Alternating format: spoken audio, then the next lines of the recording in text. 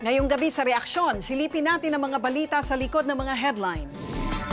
Meron na nga tayong batas, Republic Act 9262.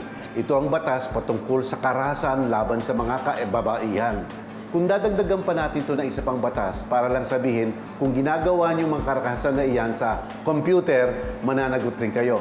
Pero sakop na yan ng 9262. Ang Pantawid Pamilyang Pilipino Program ay isang programa ng pambansang pamahalaan na naglalayong iangat yung antas ng kabuhayan ng ating mamamayan sa pamamagitan ng pamumuhunan sa edukasyon at kalusugan ng ating mga kabataan. Magiging korupsyon lang din ang kapupuntahan niya. Ano ba yung pinagbago ng buhay ng Maralita? Walang pinagbago yan. Maraming balita at kontrobersya ang bumandera ngayong araw, pero ito ang mga isyong nangangailangan ng ating agarang reaksyon. Sa bilis ng internet, ang pagpapakalat ng video katumbas lang ng ilang segundo. Isa sa mainit na pinagpapasapasahan ang mga tinaguriang Pinoy sex scandal. At dahil nagiging paboritong bisyo na ng mga netizen, ang paglalike, pagre-repost at pag-share ng mga viral videos. Ang mga bagay na dapat sana'y pribado, pinagpepiestahan ng publiko. Ang masaklap, ang mga mukha sa ilang sex scandal, walang kaalam-alam na sila'y kinukunan. Gaya ng dalagitang itatago natin sa pangalang Beatrice. Yung boyfriend ko po, nagkakalubuan na po kami noon. Sinabihan niya po ako na pumunta po ako sa bahay nila. Kami lang po yung dalawa doon. Nakapag-usap na po kami, okay na po kami, hanggang sa may nangyari na po. Pagkatapos po noon, hindi ko po alam na may nilagay po siyang kamera. Isang taon ng pilit na pinagtataguan ni Beatrice ang sino mang nakapanood ng cellphone video ng kanyang paikipagtalik sa dating nobyo. Tapos po mga 1 week, 2 weeks, marami na po nag-aasar sa akin. Habang naglalakad po ako sa daan, bibili po ako sa tindahan. Yung mga barkada po namin, barkada niya, pati po sa barkada ko, naipasa na po niya. Kaya yung pinakita po sa akin ng barkada ko, doon pa lang po ako naniwala nun. Mismong ang dati niyang kasintahan ang nagpakalat ng video kahit na pareho silang minor de edad at nasa high school pa lang noon. Kasi syempre po natakot din po ako na malaman po ng magulang ko yun. Kaya ginawa ko po, umuwi po ako ng probinsya. Tapos po, doon na po ako nagpagupit ng buhok. Hanggang sa pagbalik ko po, nandun pa rin po yung balita. Sobrang takot na takot po ako na baka malaman din po ng magulang ko. Pag nagalit po kasi sila, pwede po akong umalis sa bahay. Nag-aaral pa po ako noon. Pwede rin po akong pahintuin nila ng pag-aaral. Hanggang ngayon, buhay na bangungot pa rin ni Beatrice ang cellphone video na yumurak sa kanyang pagkatao. Para pigilan ang pagkalat ng mga sex scandal sa internet, inakda ng bagitong senador na si Nancy Binay ang Electronic Violence Against Women o EVAW Bill. Saklaw ng panukalang ito ang pag-amyenda sa batas ukol sa karahasan sa mga kababaihan na nakapaloob sa Republic Act 9262 o ang Anti-Violence Against Women and Their Children Act. Nais nitong parusahan ang sino mang maglalabas o mag-a-upload ng video o litrato online para siraan ang dating kabiyak, nobya o taong nakarelasyon niya.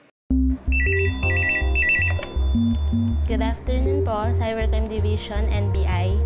Sa talaan ng Cybercrime Division ng National Bureau of Investigation, hindi bumababa sa 2 reklamo na may kinalaman sa internet violence ang sinasampa sa kanilang tanggapan araw-araw. Dumadami ang mga biktima ng mga magkasintahan, tapos nagkagalit, tapos nagtitreat na i-post sa mga social networking sites or in fact yung iba na i-post na. Ang mga kaso ng sex scandal ay isa lamang sa klase ng cybercrime na sakit ng ulo ng ahensya at dahil sa lawak ng internet, aminado silang hirap sila sa pagsugpo nito. Once nakapag-upload ka ng isang video sa internet, anybody can just download that, and kung makuha mo yung pinaka-source man, matanggal natin yung unang video na pinost, yung lahat ng mga nakapag-download can just repost it I-upload nila sa internet, nandun na naman uli siya. So it's kind of really hard or next to impossible for us to tanggalin yung mga video na nakapost sa internet. Kaya gusto mamburahin ni Beatrice ang bakas ng kinasangkutang sex scandal. Nagdesisyon siyang isarili ang sikreto para hindi na lumala ang eskandalo.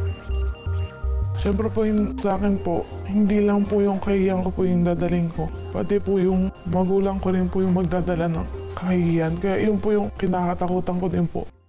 Ang maisabatas ang EVAW, 3 taon na ring isinusulong ng organisasyong Women's Crisis Center. Kailangan lang na or dapat lang na isulong yung or magkaroon tayo ng batas doon sa electronic VAW, kaya electronic violence against women, kasi napaka-rampant na niya ngayon sa ating lipunan. So, kung titingnan mo sa mga cases na lumalapit sa amin, merong mga adults na nagkaroon ng mga boyfriends, ganon. Tapos, pagkatapos na nag-break sila, ang nangyayari ay ginagamit yung mga nakuhang pictures sa kanila na nude, mga ganon, kung ano-anong pinapagawa, ginagamit laban sa kanila doon sa pag-a-upload sa internet.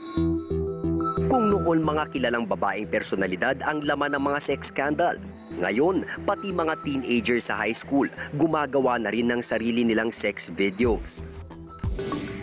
Pero reaksyon ng ilang netizen, tila hindi pantay ang panukalang ito dahil tanging mga babae lamang ang protektado. Sa tingin ko, dapat pati lalaki kasama sa usapan na yan Kasi, bakit pare? Yung mga lalaki rin naman na naabuso. Kasi pare-pareho lang naman tayo na maring mabiktima nun. Magandang magpanukala ng batas, pero ang unang tanong, kailangan ba? Meron na nga tayong batas, Republic Act 9262. Ito ang batas patungkol sa karahasan laban sa mga kababaihan. Karahasan sa uri ng pisikal, emosyonal, psychological, at economical. At nakikita napakalawak na iyon. Kung dadagdagan pa natin ito na isa pang batas para lang sabihin, kung ginagawa niyo mga karahasan na iyan sa computer, mananagot rin kayo. Pero sakop na yan ng 9262. At dahil kasisimula pa nga lang ng sesyon sa Senado, mananatiling suntok sa buwan pa ang EVAW sa ngayon.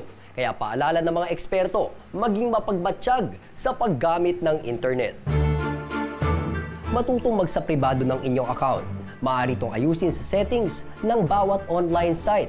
Ito ay para maiwasang manakaw ang inyong mga litrato at video sa inyong online account. O pwede rin piliin nyo lang ang inyong mga kaibigan na pwedeng sumilip sa inyong site. Laging magpalit ng password kada 3 buwan para ligtas tayo sa banta ng mga hacker. Ugaliin lagyan ng password ang inyong mga pribadong litrato at video sa inyong mga gadget. Sa ganitong paraan, kapag naiwan nyo ang inyong gamit, hindi ito madaling masisilip. Kapag nakuna ng video sa anumang okasyon, alamin at bantayan kung saan ito i-upload. At ang pinakamalaga, huwag lang basta click ng click o like ng like. Suriin muna natin mabuti bago natin i-share online. Tanungin muna natin ang ating sarili. Maaati mo ba itong isa publiko at ikala?